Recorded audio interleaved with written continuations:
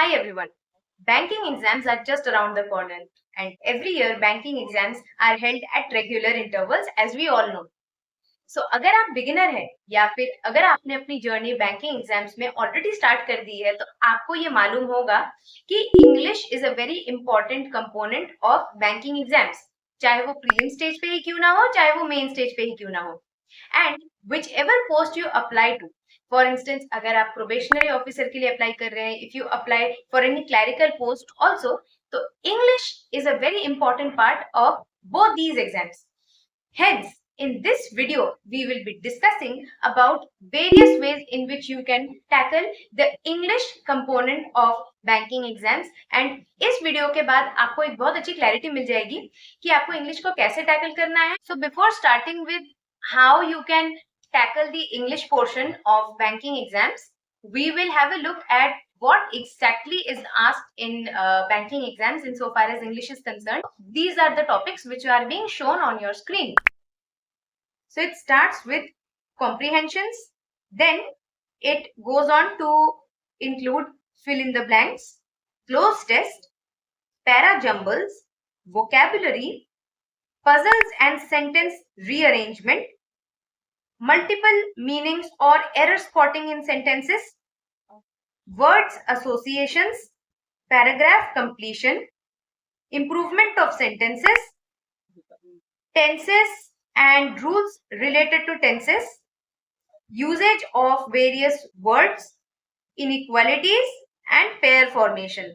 कुछ golden tips जो मुझे लगते हैं कि बहुत इंपॉर्टेंट है बैंकिंग एग्जाम्स में इंग्लिश के कंपोनेंट के लिए, वो ये है कि देखिए, एक तो ये है कि जो टाइम लिमिट आपको सेट किया होता है ना, जो टाइम लिमिट आपको दे दिया गया होता है, उसी के अंदर आपको सारे क्वेश्चंस अटेम्प्ट करने होते हैं, और जितने ज्यादा क्वेश्चंस आप अटेम्प्ट करेंगे उतने ज्यादा आपके स्कोर्स आने के चांसेस हैं. लेकिन ज्यादा क्वेश्चंस करने का मतलब ये भी है कि आपको उतनी ही एक्यूरेसी रखनी पड़ेगी ताकि आपके सारे क्वेश्चंस के जो आंसर्स है वो करेक्ट है. तो सबसे पहले हम कॉम्प्रीहेंशन के बारे में बात करते हैं. देखिए, कॉम्प्रीहेंशन एक मीडियम लेंथ का ही होता है नॉर्मली. तो अब होता क्या है कि देखिए, उसके अगेंस्ट आपको 4-5 क्वेश्चंस मिल जाएंगे. एक कॉम्प्रीहेंशन के अगेंस्ट मोस्टली 5 होते हैं.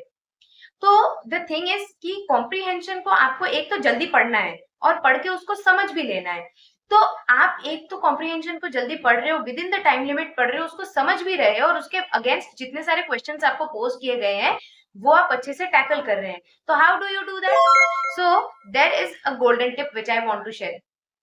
हर सुबह एक न्यूज़पेपर लीजिए और न्यूज़पेपर में से कोई भी रैंडम पैराग्राफ उठाइए, 2-3 पैराग्राफ्स उठाइए और उनको ना ऐसे जोर जोर से पढ़िए. ठीक है, मन ही मन मत पढ़िए, उसको जोर जोर से पहले पढ़िए और फास्ट पढ़ने की कोशिश करिए. फास्ट पढ़ने की कोशिश करिए और हर एक वर्ड पे एम्फेसिस करने की कोशिश करिए.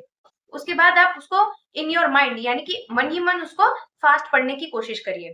ठीक है, क्योंकि जब आप किसी भी 2-3 पैराग्राफ्स को बहुत अच्छे से पढ़ लेंगे और बहुत फास्ट पढ़ लेंगे, तो जब आप एग्जाम्स में कॉम्प्रीहेंशंस अटेम्प्ट करेंगे ना, तब भी आप कॉम्प्रीहेंशंस को बहुत जल्दी पढ़ पाएंगे और उनसे रिलेटेड जो क्वेश्चंस है वो भी आप अटेम्प्ट कर पाएंगे, क्योंकि आपको ऑलरेडी आदत है कि आप कॉम्प्रीहेंशंस इतने बड़े बड़े पढ़ के उनको अच्छे से समझ भी लेते हैं. Now coming to the second golden और प्रो टिप, which is कि whenever you are getting questions related to spotting errors in sentences, तो बेसिकली क्या होता है ना कि एक सेंटेंस को 4 या 5 पार्ट्स में डिवाइड कर दिया जाता है और आपसे ये पूछा जाता है कि यहाँ पे बताइए कि कौन से पार्ट में कोई मिस्टेक है.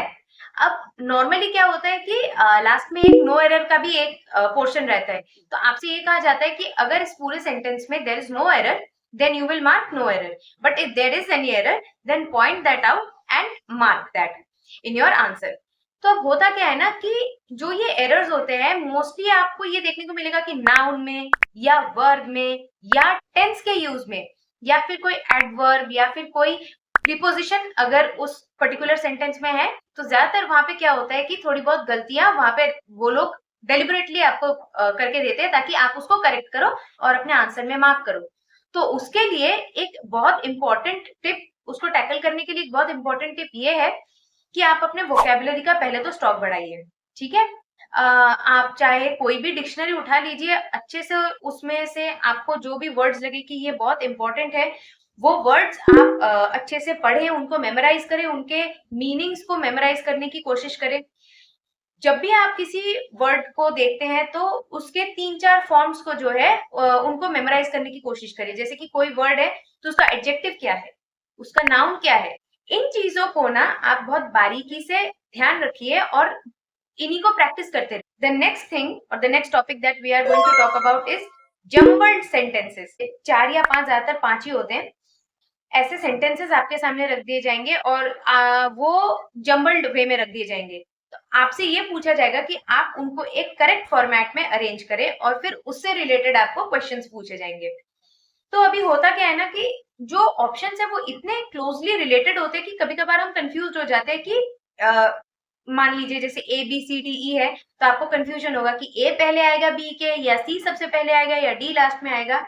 तो एक टेक्निक जो मुझे बहुत सही लगता है ऐसे जम्बल्ड अप सेंटेंसेस को सॉल्व करने के लिए वो ये है कि सारे सेंटेंसेस को ना आप पहले पढ़ लो, एक बार ही पढ़ लो।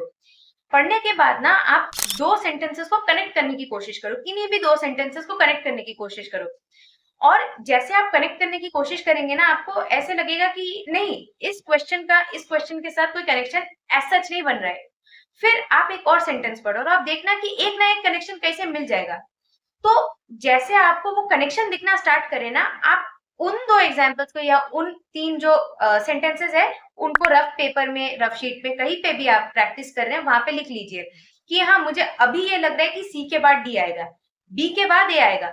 तो वो आप लिख लीजिए और उसके अकॉर्डिंग जो बाकी के सेंटेंसेस है ना उनको अरेंज करने की कोशिश करिए।